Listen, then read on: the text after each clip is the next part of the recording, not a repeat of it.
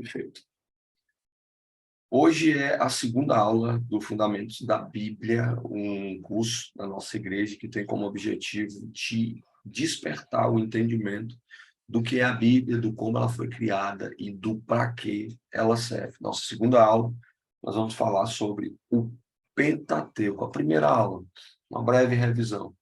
O que é a Bíblia, o que significa, o que é o cânon, qual o propósito da Bíblia.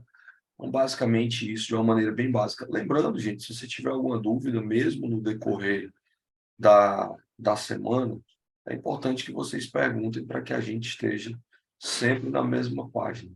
Algumas dúvidas, eu repito, perdoe por ser didático, elas serão tiradas no encaminhamento da própria leitura bíblica. Então, vamos lá.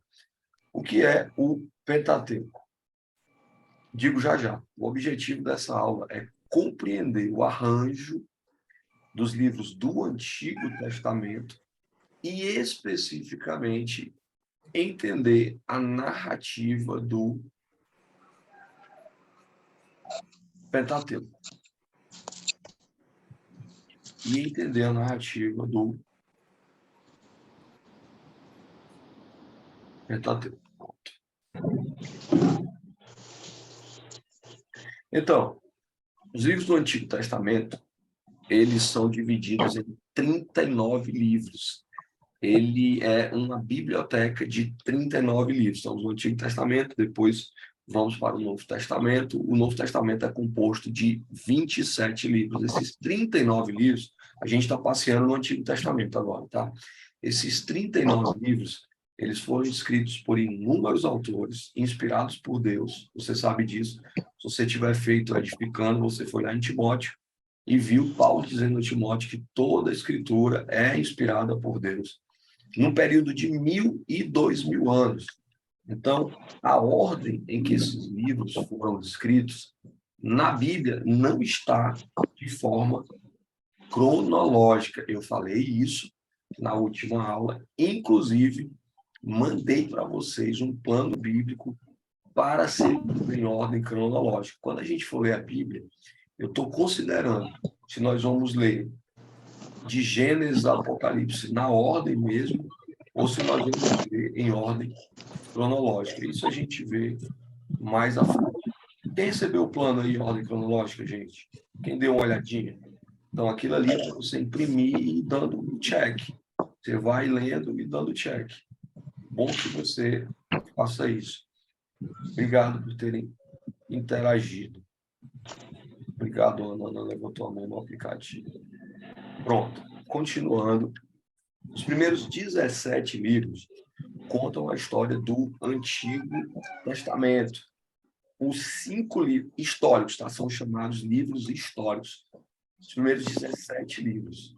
Os 5 livros centrais contam os sentimentos e a sabedoria do Antigo Testamento. Ou por que não dizer livros poéticos, o sentimento e a sabedoria, livros do Antigo Testamento. E os últimos 17 livros relatam sermões que foram pregados pelos profetas no Antigo Testamento. Tivemos profetas maiores e profetas menores. Quando chegar lá, falaremos mais sobre isso. Aqui, uma breve estrutura que, na prática, não tem grande significado para o objeto da nossa aula. Aqui é só para você entender. Ali, os profetas do norte, também a gente vai entender essa divisão entre norte e sul. Amós e Oséias. Do sul, Joel, Miqueias, Isaías, Sofonias, Abacuque, Jeremias, e aí outras nações. Jonas profetizaram para outras nações. Jonas, Naum, Obadias, Daniel, Ezequiel. Aí tem ali Ageu, Zacarias, Malaquias. Você vai ver aqui o Pentateuco na ordem, Gênesis, Êxodo. Você vai perceber que embaixo de Gênesis está escrito Jó, porque essa gravura ela está considerando mais ou menos a ordem cronológica. Então, Jó, ele, apesar de ser um livro poético, ele é um livro lá na frente, ele está no meio da Bíblia, ele foi escrito tal qual ali, o mesmo período de Gênesis.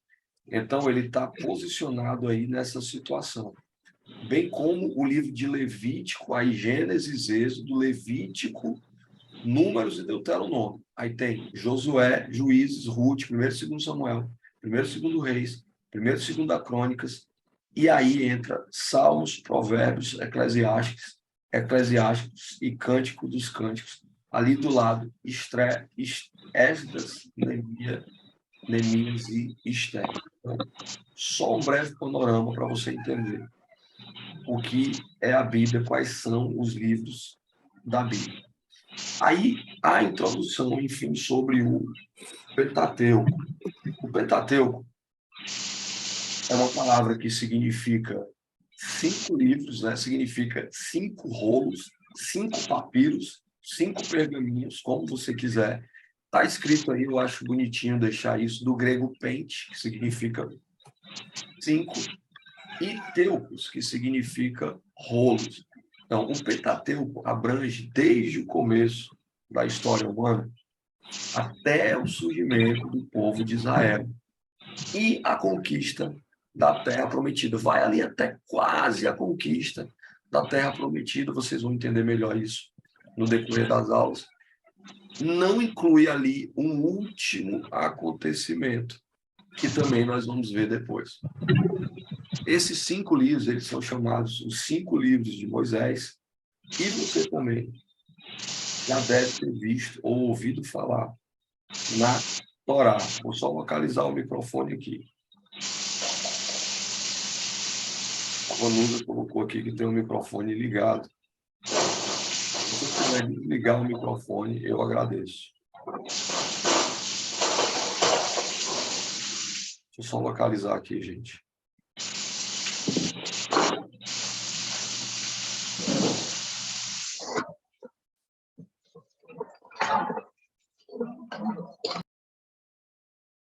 Por favor, para evitar essas interferências, mantenham os microfones desligados. Por favor, gentilmente. Então, os judeus, eles costumam, até hoje, tá? Os judeus, os tradicionais, eles costumam chamar esse livro de Torá, a propósito. Eles vivem a vida baseada na Torá, nos 5 primeiros livros da Bíblia. Gênesis, Êxodo, Levítico, Números e Deuteronômio. Interessante que você vai ouvir durante essa jornada muitos micro-resumos do que é a Bíblia. Ah, esse livro ele é conhecido assim. Ah, esse outro livro ele é conhecido dessa forma. Então você vai ver aí na sua apostila, na página 16, que o Pentateuco é a maior, né, segundo estudiosos, a maior fundamentação teológica do resto da Bíblia. Por isso que é importante entender seu conteúdo. Há quem diga que os 5 primeiros livros da Bíblia retratam, metaforicamente, todo o restante da Bíblia.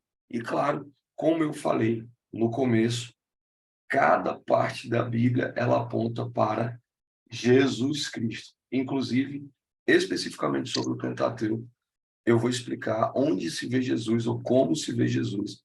Nós regressamos a esse tema quando formos estudar a Bíblia propriamente dita, a Bíblia texto por texto.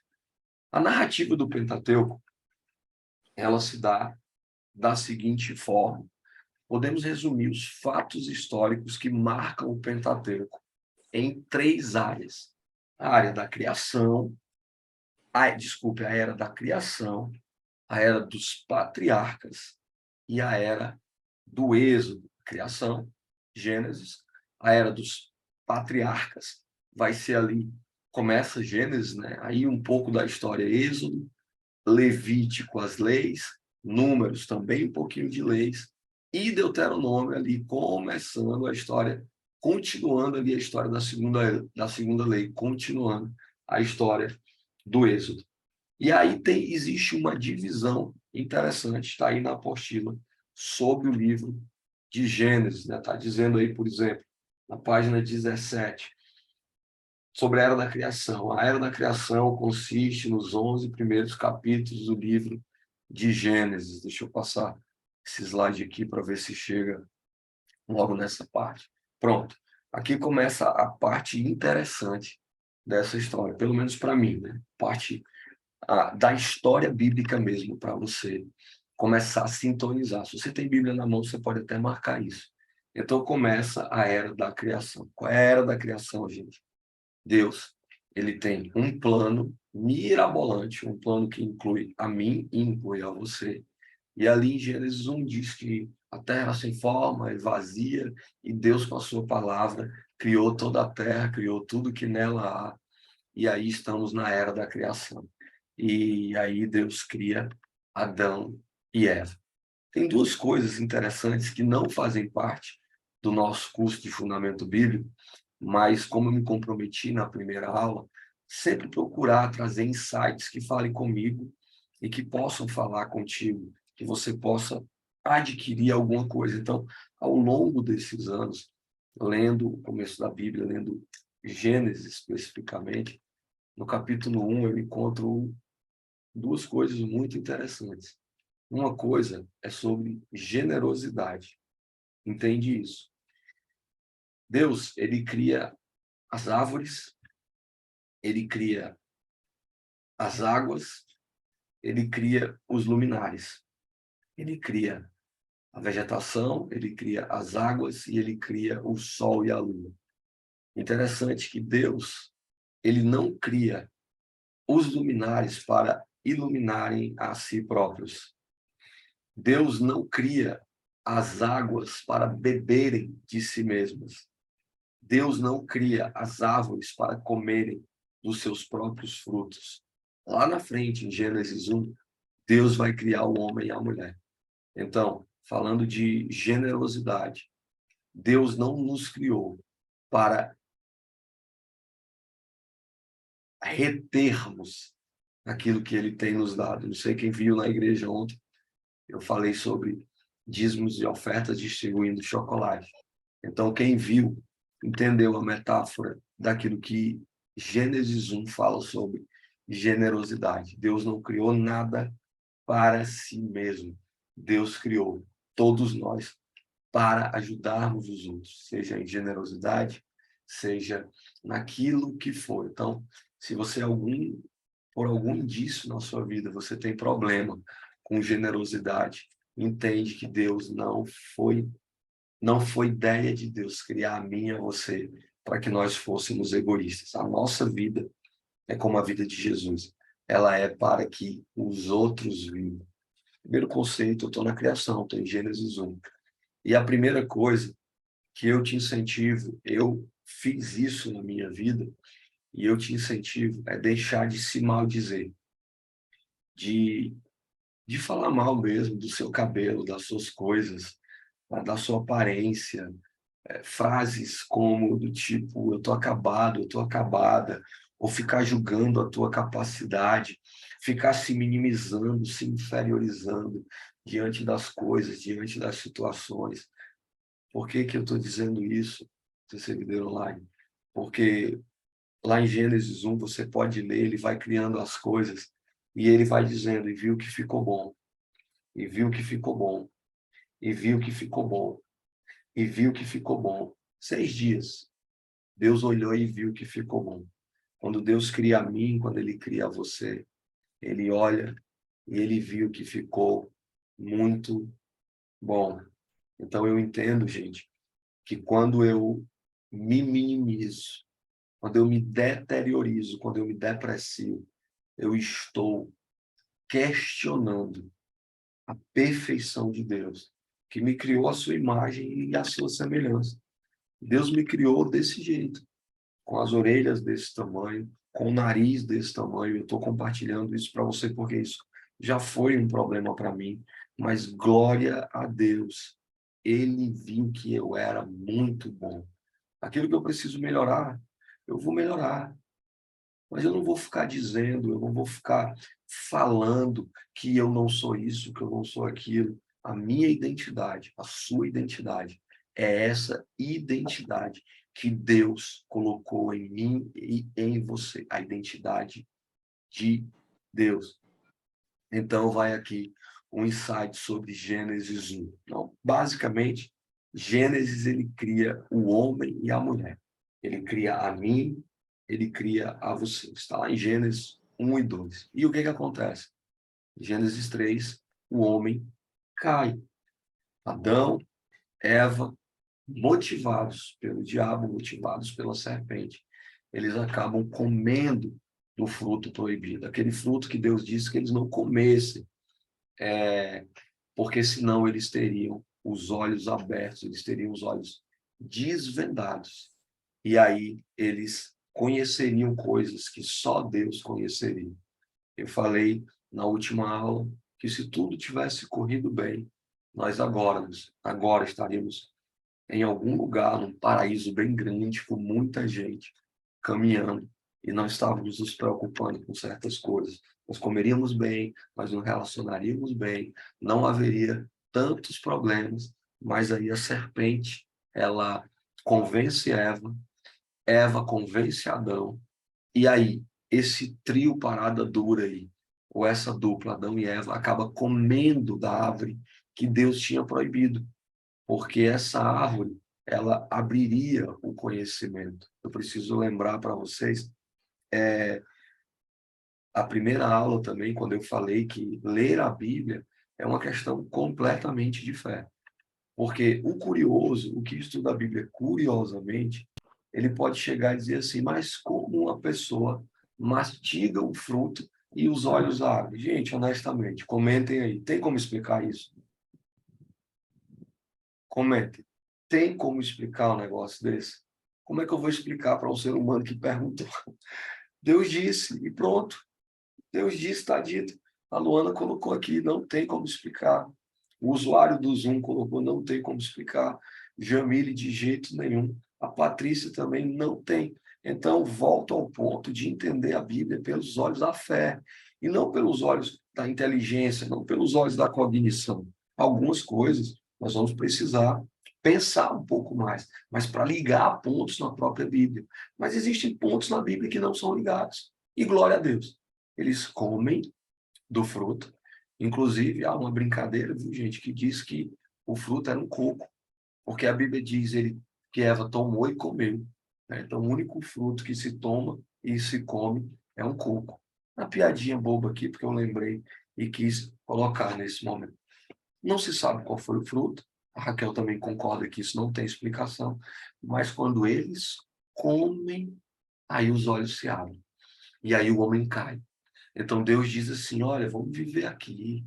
É eu, você e eu. A Aninha está confirmando o que nós estudamos. Não há explicação para certas situações nas Escrituras. Então Deus ele cria essa comunhão com o homem e com a mulher. E por soberba, o interesse de querer ser igual a Deus,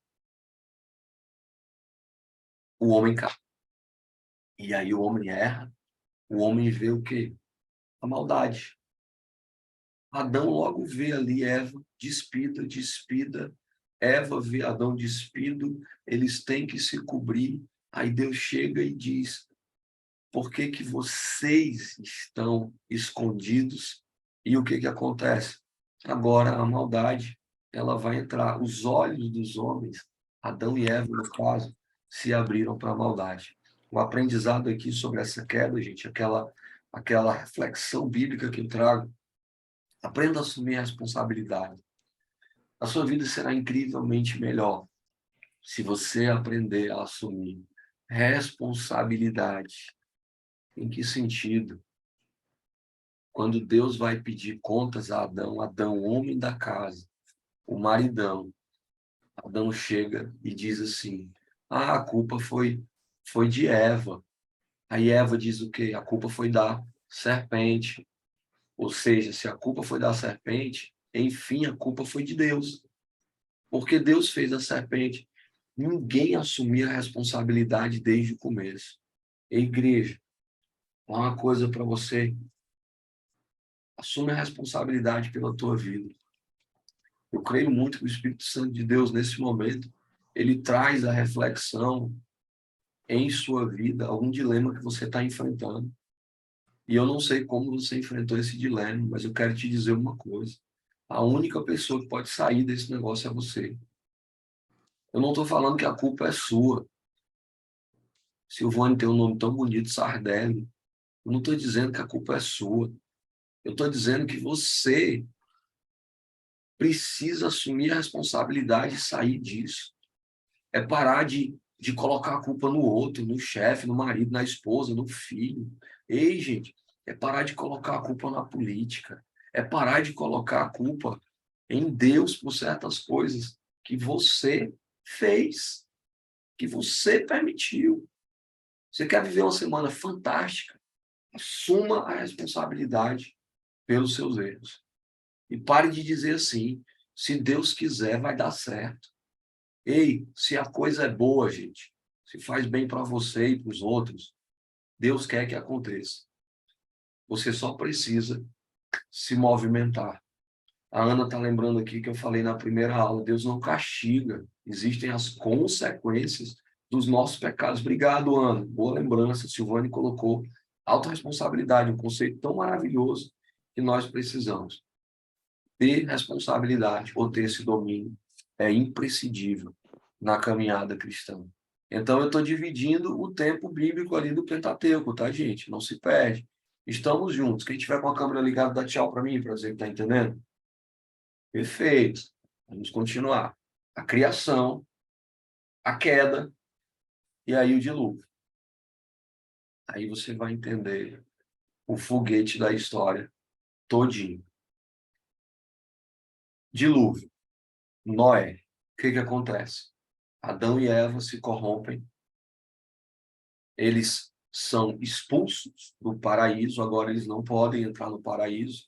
Existem umas penitências, Adão vai ter que trabalhar, Eva vai ter que se submeter, a serpente vai rastejar, há quem diga que a serpente ela voava ou que ela desfilava, só que agora ela começa a rastejar, e aí nasce Caim, nasce Abel, aí você conhece a história, o primeiro ali homicídio da história bíblica acontece quando Caim mata Abel, e aí eles vão se multiplicando, isso a história também não diz. Mas Caim, ele vai casar, ele vai ter filhos, o povo vai se multiplicando. Por favor, fica comigo. O detalhe dessas coisas nós vamos aprender na leitura da Bíblia, na leitura da Bíblia, e aí o povo se corrompe. Está escrito na apostila aí desse jeito. Agora, o pecado, ele tem um efeito progressivo na humanidade. Mortes, conflitos, quebra de harmonia que havia na criação, são algumas das consequências bíblicas que acontece ali naquele período, no período de Noé, Gênesis 6:9, no período do dilúvio. Aí Deus tem uma ideia. Vamos acabar com isso aqui. Meio que Deus se arrepende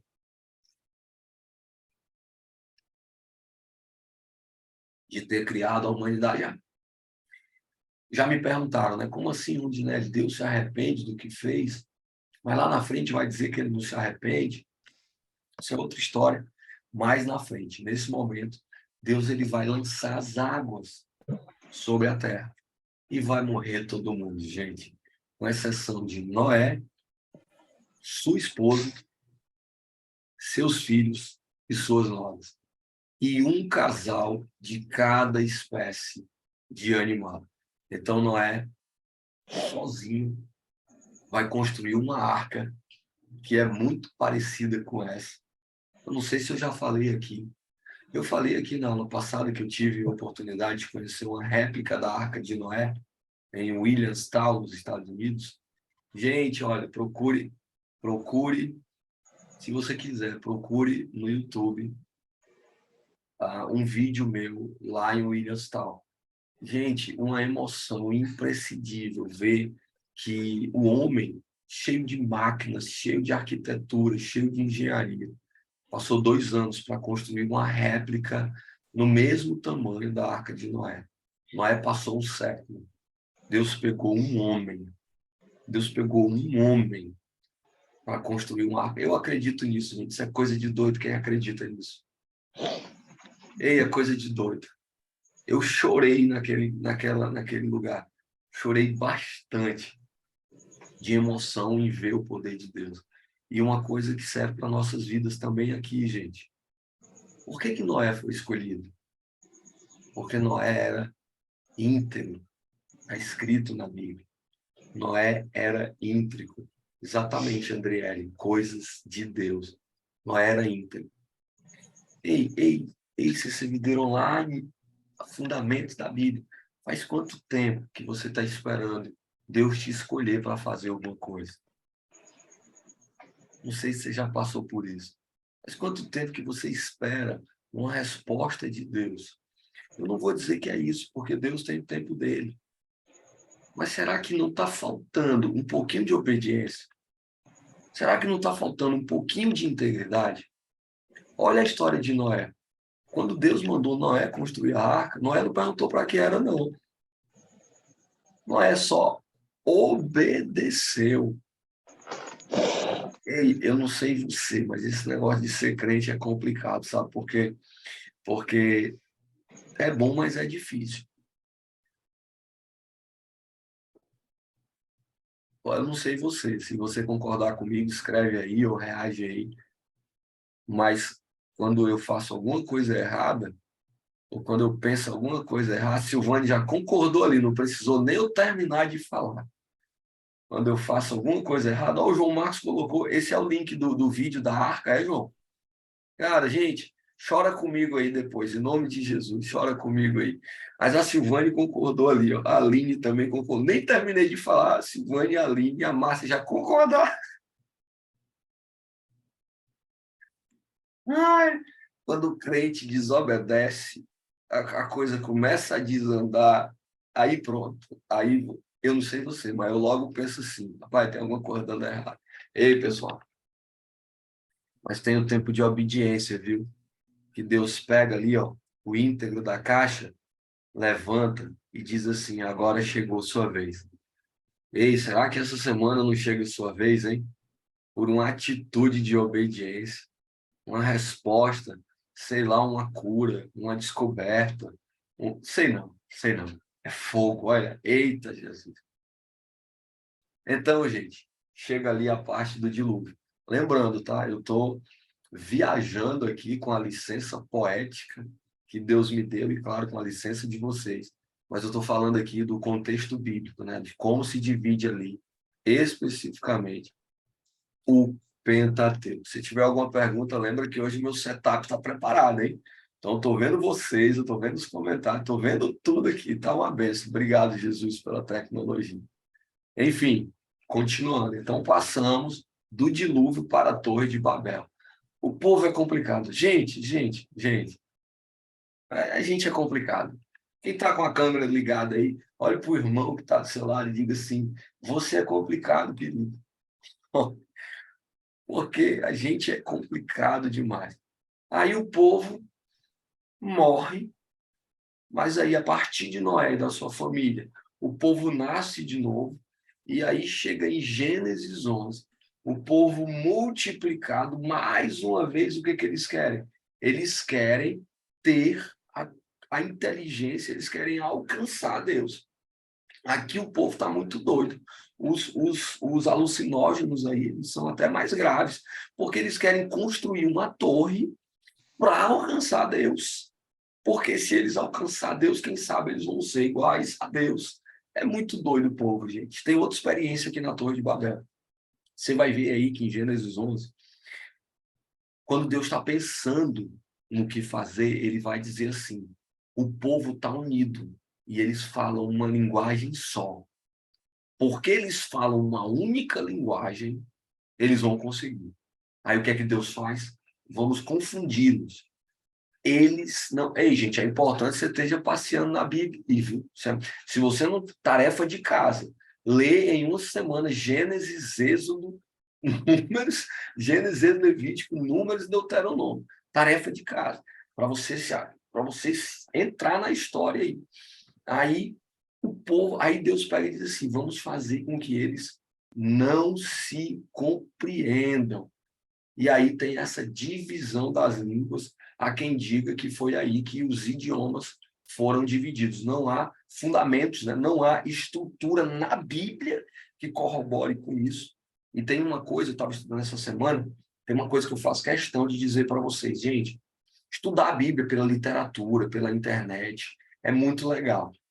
Mas você pode prestar atenção. Quem se dedica a isso vai perceber que muita gente diz uma coisa e muita gente diz outra coisa. Então, na melhor das hipóteses, se atenha ao que a própria Bíblia diz. Você não vai ter erro nessa história. Torre de Babel, vamos dividir as línguas, e aí eles não vão se entender mais. Aretusa colocou aqui, após a construção da Torre de Babel, há a divisão das línguas. Exatamente isso. Agora volta um pouco, né? Já pensou, Aretusa, se eles continuassem falando a mesma língua?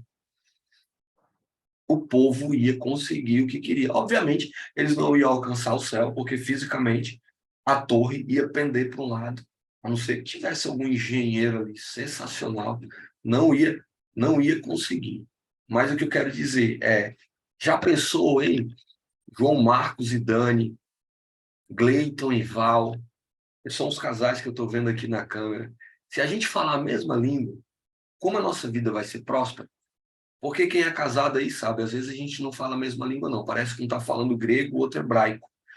E aí fica confuso. Enfim, fica essa experiência também da Torre de Babel. Seguindo aqui dentro da estrutura histórica do Pentateuco. Vou passar esse slide.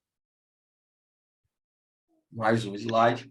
Chegamos então aqui à era dos patriarcas. Quem foram os patriarcas?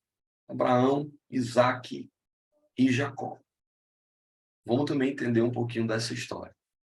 São 5h37, vai dar tudo certo. Gente, se eu passar um pouquinho, o que não é minha programação, quem puder aguentar, aguenta. Quem não puder aguentar, segue o fluxo. Lembrando que semana passada eu pedi uma coisa para vocês, mas foi muito pouco. Tira um print aí do slide, ou então tira um print da tela, publica lá a marca CC Videira online, uma frase bonita, alguma coisa que você aprendeu, para nós divulgarmos e termos mais adeptos na próxima oportunidade. Primeiro patriarca, Abraão. Tem lá toda a genealogia, desde o Gênesis, passamos na Torre de Babel, vai nascer Abraão. Então Deus vai escolher Abraão para ser o pai das nações. Se você tiver com a Bíblia aberta, por favor, vá comigo em Gênesis 15. Capítulo 15 de Gênesis, eu acredito que tem uma palavra aí para a nossa semana. Gênesis 15. Eu vou ler os versículos 1, 2, 3, 4 e 5. Gênesis 15, eu vou ler 1, 2, 3, 4 e 5. Quando a gente fala a palavra de Deus, pede iluminação do Espírito Santo, né? Então eu vou pedir, Espírito Santo, ilumina a nossa vida, fala com alguém aqui agora, além daquilo que o Senhor já falou, em nome de Jesus. Depois disso, Abrão teve uma visão e nela o Senhor lhe disse, Abrão, não tenha medo, eu o protegerei de todo perigo e lhe darei uma grande recompensa. Abrão, não tenha medo. Não tenha medo. O que está dizendo aqui? Escuta isso. Está dizendo assim. Isa, não tenha medo. Jamília Agostinho, não tenha medo. Jaqueles, não tenha medo. Maraísa, não tenha medo. Deus está falando isso para Abraão. E ele vai dizer mais. Eu vou te proteger de todo perigo e eu vou te dar uma grande recompensa. Versículo 2. Abraão respondeu, ó Senhor meu Deus, de que vale a tua recompensa se eu continuo sem filhos? Eliezer de Damasco é quem vai herdar tudo que tem. Tu não me deste filhos, versículo 3, e por isso um dos meus empregados nascidos da minha casa será o meu herdeiro. Pessoal, está acontecendo alguma coisa aí que acontece muito na nossa vida. Abraão está tendo uma visão, Deus está prometendo alguma coisa para ele, Abraão está fazendo o quê? Reclamando. Será que tem alguma coisa a ver contigo? É isso aí? Deus está aqui dizendo para a gente, ei, Diego, vou te abençoar. Amanda, eu vou te abençoar. Jéssica, Daut, eu vou te abençoar. Ele está dizendo isso. Ele está dizendo, Patrícia, eu vou te abençoar. Simon, Mirla, Raíssa, eu vou te abençoar. E a gente está fazendo o quê? Perguntando a Deus onde é que estão as coisas que nós queremos. Deus é tão bom que Deus vai dizer no versículo 4. Então o Senhor falou de novo e disse, eu vou dar o seu herdeiro, vai ser seu filho, não vai ser seu empregado. Aí o Senhor faz uma coisa interessante. Versículo 5. Aí o Senhor leva Abraão para fora da tenda. Olhe para o céu, conte as estrelas se puder, esse será o número dos seus descendentes. Minha pergunta para você nessa manhã é, qual é a tua tenda? O que está te impedindo de ver as estrelas dos céus? O que é que está atrapalhando a tua visão e fazendo com que você, em vez de ouvir Deus, você continue questionando Deus? Val e Gleito, vocês liberaram o microfone, vocês querem falar? Se quiser falar, pode falar, ou foi sem querer. Percebi que foi sem querer. Gente, Abraão sai. Abraão sai, depois vira Abraão, o nome dele é mudado. Você entende a história que nós vamos entender na leitura da Bíblia. Abraão e Sara se apressam, então eles vão ter Ismael, que é filho da escrava Agar, deixa Ismael um pouco de lado. Depois ele tem Isaac, Deus prometeu Isaac. Olha outra palavra, gente, da Bíblia, estamos no Pentateuco. Às vezes a gente quer tanta coisa e Deus dá. Quando Deus dá, a gente esquece que foi Ele que deu e valoriza mais o que Ele deu do que o Deus que deu. Abraão, ele é testado. Quem lembra dessa história? Quem está na câmera, levanta a mão aí, ou então levanta a mão no aplicativo. Deus dá a promessa. Abraão, ele é testado na promessa. Obrigado, Cecília. Então Deus pega e diz assim, filhão, eu te dei, agora vamos ver se teu coração está em mim, me devolve. Aí Abraão vai lá e devolve Isaac. De boa, tranquilamente. Só que Deus não queria que ele matasse Isaac, porque Deus tinha um propósito para a vida de Isaac. Então, ali no monte, Deus provê o sacrifício, e aí Abraão e Isaac seguem a vida. Eles continuam, eles vão lutando, o povo continua errando. Isaac vai casar, Abraão está morrendo, Isaac vai casar. Tem outra experiência que eu poderia compartilhar agora, em Gênesis, mais à frente, quando Abraão pede o servo para escolher uma esposa para Isaac, uma experiência muito boa sobre oração. Depois, se você quiser ver mais sobre isso, coloca no meu Instagram, #Crônicas do Ronde, e procura lá, oração especível. Tem uma reflexão sobre a escolha de Rebeca, a mulher de Isaac. Então, você sabe da história, se você não sabe, vem comigo. Eu estou passeando aqui no Pentateuco, no período histórico. Isaac casa com Rebeca, e eles vão ter, entre outros filhos, 2 filhos emblemáticos, Esaú e Jacó. Quem está acompanhando até agora? Tchauzinho. Ok? Então, nasce Ezacó não, meu Deus.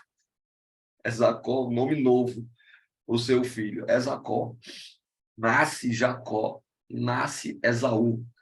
Jacó engana Esaú. A propósito, o próprio nome de Jacó significa engano, significa pegar no calcanhar. Imagine você andando e alguém pegar no seu calcanhar. O que vai acontecer com você? Você vai cair. Então, Jacó engana Esaú e segue o fluxo. Jacó vai casar com Raquel, ali é outra história, e aí eles vão ter os 12 filhos que vão ser conhecidos como as 12 tribos. No meio do caminho aí tem essa aliança abraâmica, né? Eu estou falando ali ainda dos patriarcas, que é justamente um pouquinho antes, lá no Gênesis, quando Deus diz assim, Abraão, sai da tua terra, né? O versículo que eu citei é sai da tua tenda, tira da... E aí Abraão sai da tenda e agora, olha as estrelas do céu, eu vou te mostrar, eu vou te dar essa descendência, etc, etc. Então essa é a aliança abraâmica. Seguindo aqui no fluxo, vamos chegar em quem? José do Egito. Vem comigo. Abraão, Isaac e Jacó. Jacó, Rúben, Naftali, e aí segue o fluxo, esqueci o nome dos outros, Levi. Não é o objetivo falar das 12 tribos agora, é muita exigência da minha parte decorar o nome dos 12 filhos de Jacó. Jacó tem o nome mudado, certo? Lembra? Ele era enganador. Agora é Israel, e ele tem os 12 filhos, que são as 12 tribos de Israel. O último filho, nesse momento aqui, é José. E José é o queridinho. José é o queridinho. José, ele tem uma túnica colorida. E aí os irmãos de José ficam com ciúme dele. Quem está acompanhando aqui ainda? Os irmãos de José ficam com ciúme dele, colocam José à venda, né? Na verdade, eles queriam matar José, mas eles colocam José à venda. José, que é israelita, ele é descendente de Israel, ele é da tribo, ou seja, ele é conhecido como povo de Deus. Ele é vendido para o Egito. Então, ele é levado como escravo para o Egito. Está escrito aqui: dos 12 filhos de Jacó vieram os patriarcas da tribo de Israel. José se destacou, pois ao ser vendido pelos irmãos como escravo, terminou no Egito como um poderoso governante. Continuar com essa parte, eu gosto muito. Você percebeu que eu gosto dessa parte? Fica até me levantando melhor aqui na cadeira. José vai para o Egito. Ei, José tem um negócio com roupa, viu? Presta atenção. Quando a gente for ler a Bíblia, José tem um negócio com roupa. Olha só isso. José, ele é vendido por conta do ciúme da roupa. O pai gostava mais dele, deu uma roupa para ele. Quando ele sai da prisão, que ele vai no palácio, ele é preso por conta de quê? Por conta de quê que ele é preso? Por conta da roupa. Lembra que a mulher de Potifar, aquela Mary Jane, sem vergonha, ela vai para cima de José, ele corre e ela pega a roupa dele. José tem um negócio com roupa, viu? Quando ele é honrado, ele recebe uma nova veste. Depois a gente vê aí se tem alguma coisa a ver. Ei, dá uma pregação, viu, Diego? Esse negócio de roupa, Jamile dá uma pregação. José vai para o Egito. E aí José, ele é escravo lá no Egito. O primeiro consultor empresarial foi José. A história lá das vacas gordas e das vacas magras. Mas antes disso tem outra coisa. Ele vai lá, né?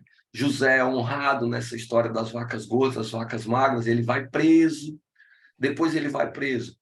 Ele revela o sonho do rei. Deixa eu só me achar aqui na ordem aqui, só um minutinho. Vou me achar na ordem das coisas aqui. Enquanto isso, conversa com quem está do seu lado. Se não tiver ninguém, conversa com Deus aí. Só um minutinho.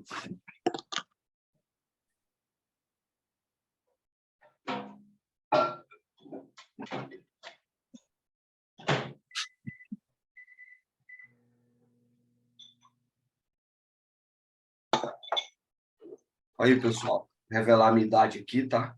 Eu agora estou usando óculos já com os prendedores, que é para ele continuar sempre perto de mim. E diga-se de passagem, estou fazendo isso com muito orgulho. Vamos aproveitar esse momento para desligar aí os microfones. A história de José vai começar em Gênesis 37. Lembrando, ele é filho de Israel e ele vai ser levado como escravo. 36, José é vendido pelos irmãos, tem algumas coisas que acontecem no meio do caminho, e aí José, ele é honrado e ele é posto na casa de Potifar. Potifar vai atacar José, eu estou em Gênesis 39, tá? Potifar, ela estava afim de José, José era um cara bonito, um cara que tinha beleza, tinha formosura. E aí Potifar, a mulher de Potifar bota para cima dele, ele foge, só que ela fica com a roupa dele e José vai preso. Lá na prisão, José interpreta sonhos, lembrando que ele foi honrado porque ele interpretou sonhos, tá certo? E aí ele é colocado como governador do Egito. Um dos sonhos que ele interpreta é a questão das vacas gordas e das vacas magras. Quem já ouviu falar nessa história? Então, Faraó sonha com vacas gordas e com vacas magras. Lembram-se de José. José tinha sido esquecido aí da outra pregação. José tinha sido esquecido na prisão, mas lembram dele, Faraó chama, e ele diz assim, primeira consultoria empresarial, olha, vocês vão ter 7 anos de fartura, de muita fartura, depois vocês vão ter 7 anos de decadência. O que a gente tem que fazer? A gente tem que guardar, a gente tem que armazenar, porque quando chegar os 7 anos de escassez, a gente vai se manter e o povo vai precisar da gente. Beleza. José honrado, ele é colocado ali como governador do Egito e acontece exatamente o que Faraó sonhou, o que foi previsto no sonho. A comida começa a acabar. E aí chega uma hora que os mercadores da região, eles vão comprar comida onde? Onde? Escreve aí. Se você entender onde é que eles vão comprar comida, escreve aí. A Val colocou aqui, as vacas gordas e magras já faz parte da revelação do sonho. Exatamente. Foi por isso que eu peguei a Bíblia, que eu me fugi aqui na hora, me perdi na hora. Pronto. Preste atenção, gente. Olha o foguete. Primeiro tem o foguete de Ismael e de Isaac, que aí começa uma confusão grande, justamente entre um povo e entre outro povo. E aí José vai para o Egito. José israelita vai para o Egito. O povo de Deus não tem relacionamento direto com o Egito. Mas como o tempo de escassez chegou, eles têm que ir pegar a comida no Egito. Aí chega uma hora que os irmãos, Gênesis 42, os irmãos de José vão para o Egito. E aí tem o José reconhece, né? José já perdoou no seu coração, mas ali vai acontecer uma troca. Ah, deixa seu irmão, vá pegar seu pai, volta para cá. Pronto. Nessa história, lá em Gênesis 46, todo mundo vai para o Egito. A abundância continua lá no Egito e todo mundo, então, decide ir para o Egito. Presta atenção, CCBD Online, Fundamentos da Bíblia. O povo de Israel agora vai morar no Egito. Aí vai começar uma outra história que você vai entender nesse exato momento. Qual é a história? A história do Êxodo. Ó, o povo foi morar no Egito. E os egípcios começam a escravizar o povo israelita. Por quê? Porque José, ele não vai ser mais conhecido. Veja aí na página, se você está com a apostila, veja na página 18 o seguinte trecho. Deixa eu ver se é 18, não é 18. Exatamente, página 18, a Era do Êxodo. O livro de Êxodo começa com a afirmação, entre mentes, levantou-se novo rei no Egito que não conhecia José.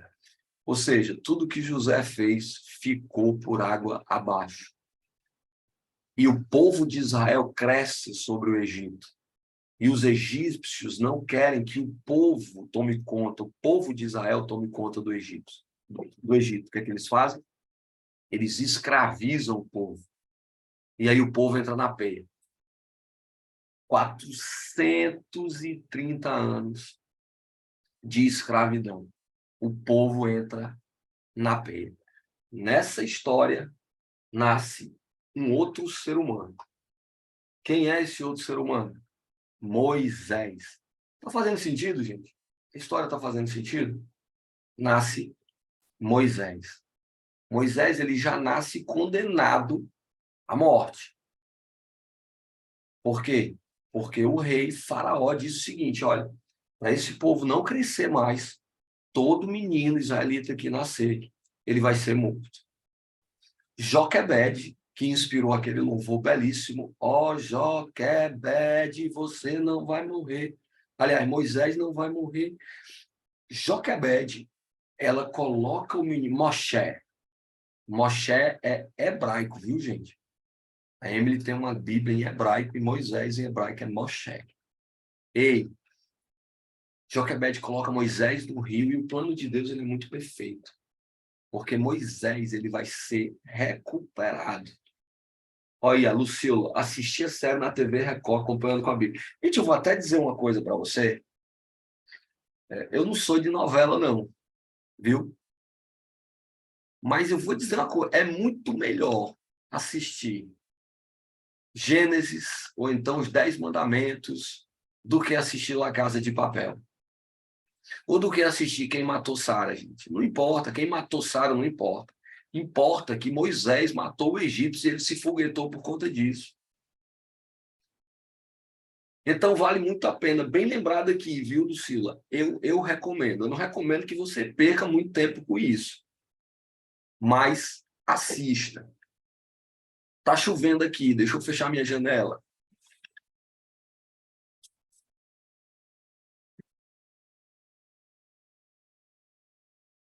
Aula ao vivo é assim mesmo. Oh, Jesus, me organiza, me ajuda. Gente, Moisés nasce, então Moisés cresce, e lá no Êxodo, Deus convoca Moisés para libertar o povo. E aí, vocês lembram da história das 10 pragas?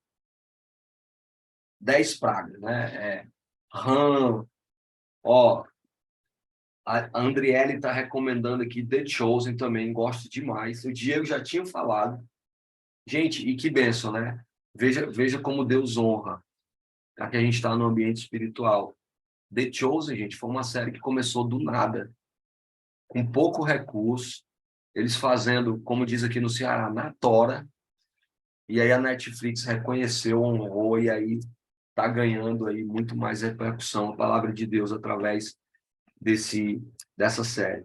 E é interessante, né? A Lucila falou aqui uma coisa interessante. O irmão dela é surdo. Eu acho que ela ligou uma coisa com a outra. A Aretusa também assistiu Gênesis, mas colocou aqui, né? Tem uma coisa chamada licença poética, que não está na Bíblia, mas eles colocam na Bíblia para fazer um enredo. Até recomendo você assistir também Maria Madalena no Netflix. Tem muitos enredos que eles colocam para a gente poder entender. Então, leia com a Bíblia na mão e ache o que tem, o que não tem, e aí vá fazendo a sua avaliação. Continuando. Qual é a última praga? A morte dos primogênitos. Olha que coisa interessante. A história todinha começa com a morte dos primogênitos israelitas. Agora Deus vai ferir os primogênitos egípcios. Mas aí tem a história, olha, vai entrar Jesus aí. Dá um glória. Vai entrar Jesus. O bom aqui, gente, interessante, é que o João Marcos está nessa aula, o João Marcos é relação pública. Tudo que eu falo aqui, ele já joga o link, então se eu fosse você, ia salvando aí. E ele tem um filtro muito bom, graças a Deus, então tenho certeza que vale a pena. Vai entrar, Jesus, ele vai entrar com mais clareza nessa história agora, toda arrepiada, pronto para Jesus. Jesus vai entrar com mais clareza nessa história. A 10ª praga. Vão matar os primogênitos egípcios. Para quê? Para Faraó, de uma vez por todas, liberar o povo. Deixa o povo ir. Deixa o povo ir. Deixa o povo... Está entendendo, Jéssica Lorena? Deixa o povo ir. E aí ele agora vai ferir os filhos dos egípcios. Mas aí o que acontece? Jesus vai entrar na jogada, hein? Com clareza, pela primeira vez, com clareza, Jesus vai aparecer. Entenda, eu estou dizendo com clareza, dá um glória. Glória. Jesus vai dizer assim, o povo de Israel vai se reunir em suas casas, vão fechar as portas e vão ungir os umbrais, vão untar os umbrais com o sangue de um cordeiro imaculado, ou seja, o sangue do cordeiro vai livrar você da morte. Vocês estão vendo alguma coincidência aí, igreja? O sangue do cordeiro vai livrar você da morte. Eles untam, né, os umbrais das portas, eles têm aquele momento ali que vai chamar de quê? Páscoa, que significa literalmente passagem, que é para onde o povo de Deus está indo. Aí o povo definitivamente sai do Egito. Atravessar o Mar Vermelho com água no tornozelo. Já pensou? O que vai acontecer depois? Deus vai fazer uma aliança com Moisés lá no Monte Sinai. Aliança mosaica ou aliança sinática. Nesse exato momento, Deus está reestabelecendo a aliança que ele fez lá com Abraão, e ela foi desfeita por conta do pecado do povo. Então, Deus vai fazer o quê, gente? Ele vai prometer a Moisés a terra prometida, Canaã, a terra que mana leite e mel. Vou ler aqui na nossa apostila, página 19. Deixa eu passar esse slide aqui, a sondagem da terra prometida. O tabernáculo foi erigido um ano depois da saída do Egito, né? O tabernáculo em formato de tenda. A primeira Páscoa fora do Egito foi celebrada. E 7 semanas após a inauguração do tabernáculo, o povo começou a marchar para a terra prometida, Canaã.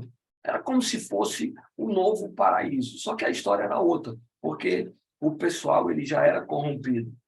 E aí, Números 1:10 mostra a organização do povo para sair do Sinai, ali para onde Moisés ficou, rumo a Canaã. Infelizmente, ao chegar aos arredores da terra, dos 12 espias que foram enviados para sondar a terra, 10 disseram que os gigantes eram invencíveis. Ou seja, perspectiva, ponto de vista. A vida. Pega essa chave aqui. Dorian colocou, vou arrumar o lanche da escola da minha filha. Amém. Amém. Obrigado, Dorian. Que bom que você está aí. Gente, pega essa chave aqui, pega essa frase. Nada tem significado, senão o significado que a gente dá. Ok? 10 pessoas foram espiar a terra, deram um significado ruim. 2 pessoas deram um significado bom. Josué e Caleb. Em quem é melhor acreditar? Fala para mim aí, Márcia, em quem é melhor acreditar? Aliás, qual o significado que você está dando para as coisas? Os fantasmas que existem na nossa vida são por conta dos significados que nós estamos dando. Façamos como Josué e Caleb. Eu vou até fazer uma metáfora aqui, já que a Aninha colocou uma interjeição aqui de espanto, né? Meu Deus, eu vou lembrar dos caras que foram crucificados com Jesus na cruz. Um foi para o paraíso, o outro a Bíblia não diz, mas provavelmente ele foi para o inferno. Qual era a diferença entre um e outro? O que eles pensavam, ou seja, o significado que eles estavam dando para a morte de Jesus. Ei, CCVD Online, Fundamentos da Bíblia, aula 2. Você cria os seus infernos.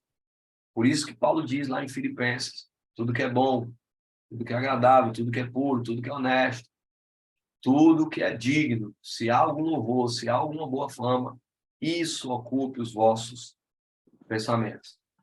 Porque se os nossos pensamentos são bons, os significados que nós daremos às coisas também serão bons. E aí, uma peregrinação no deserto. Olha, gente, que slide bem preparado. Vocês estão vendo a multidão caminhando, então? Vocês conseguem ver? Oh, meu Deus, que coisa linda. Quanta dedicação. Ali é o caminho do pessoal. Que era para demorar, sei lá, 11 dias. Deuteronômio diz que se eles caminhassem marcha firme, duraria 11 dias.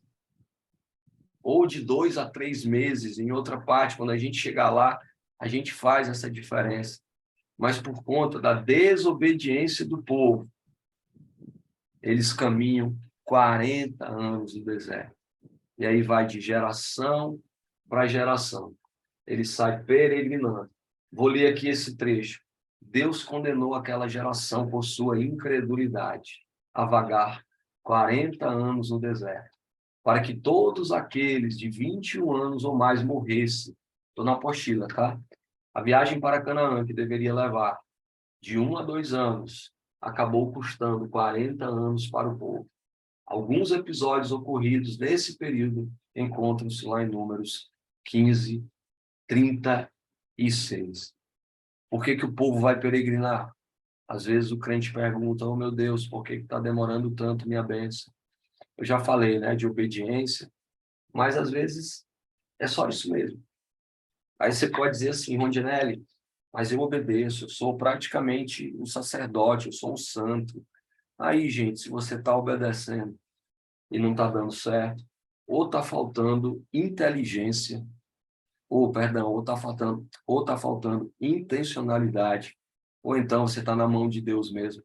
E quando chegar a sua vez, você canta o hino da vitória, sem querer se vingar de ninguém. Amém, igreja? A aliança é renovar. E aí, fizemos esse gráfico para revelar o quê? O passo a passo do que significa cada coisa. Gente, lá na última coluna, onde está escrito o papel de Deus, ali é onde representa Jesus em cada livro do Pentateuco.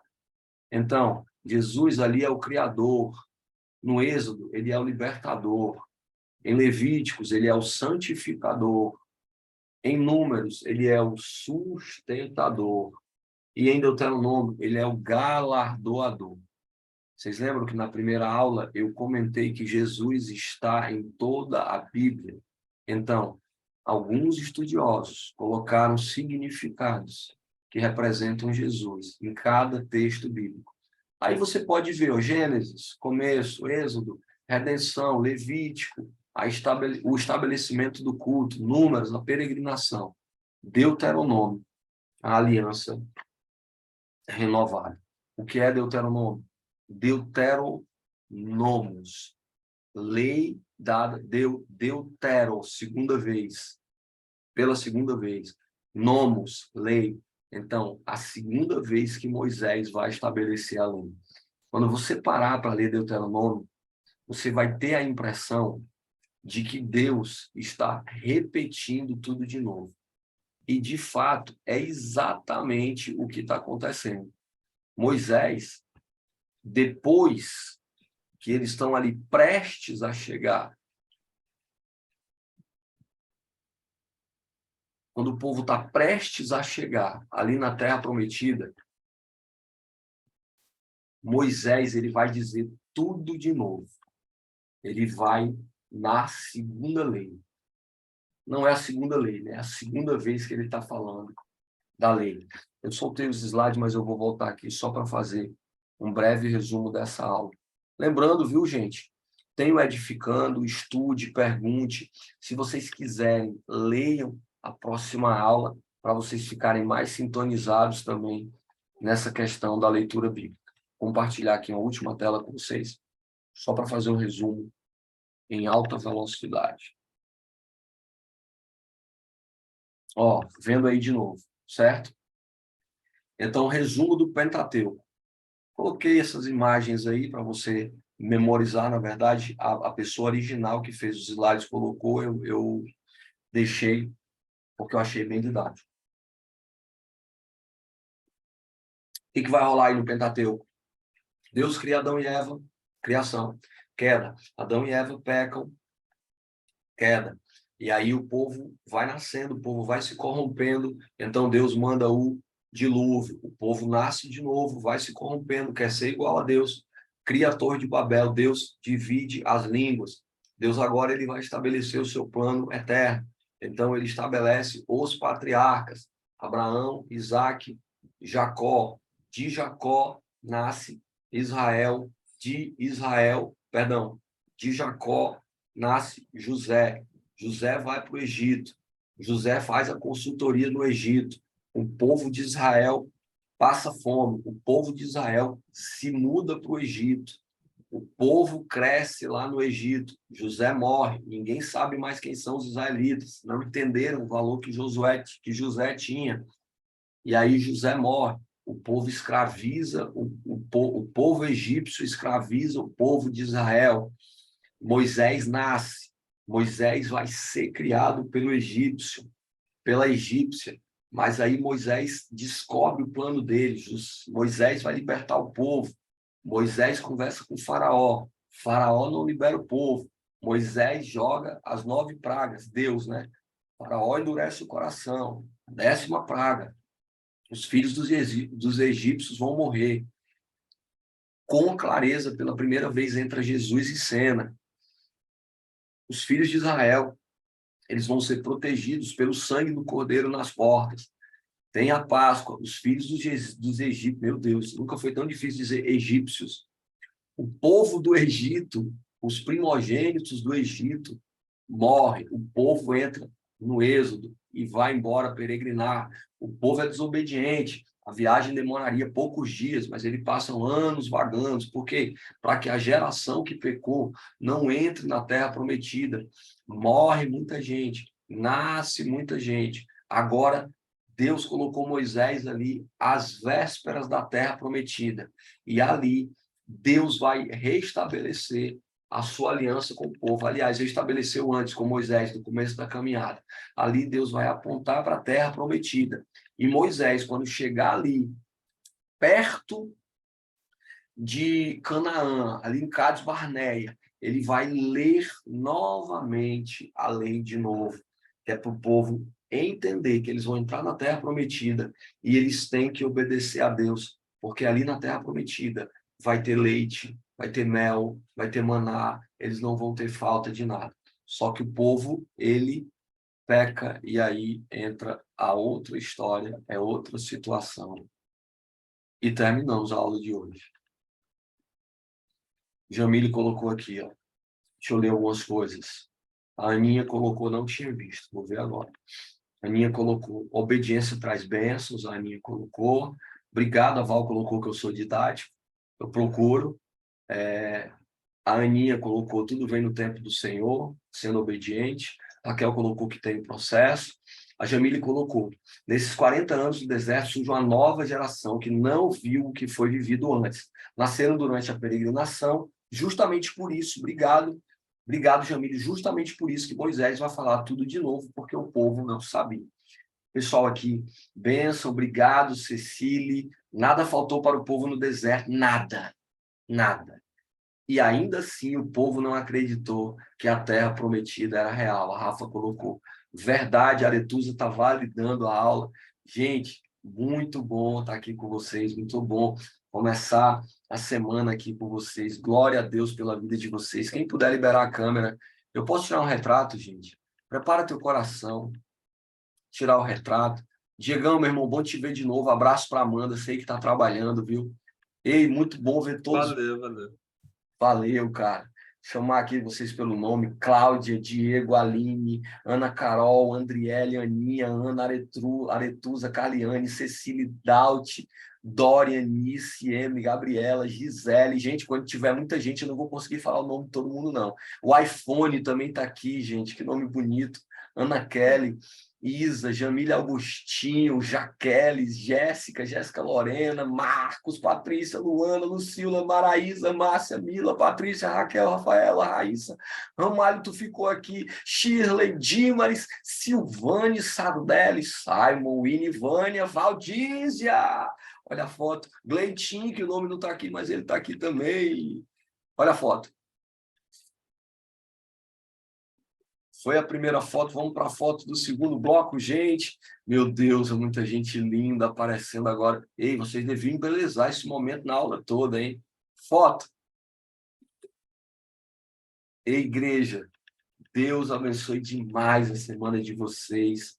Eu ministro o meu desejo na nossa vida, mas eu também ministro essa unção profética na vida de vocês. Que você pare de reclamar, que você descubra qual é a sua tenda e que essa semana Deus te leve para fora e veja com clareza aquilo que Ele tem para mim e para você.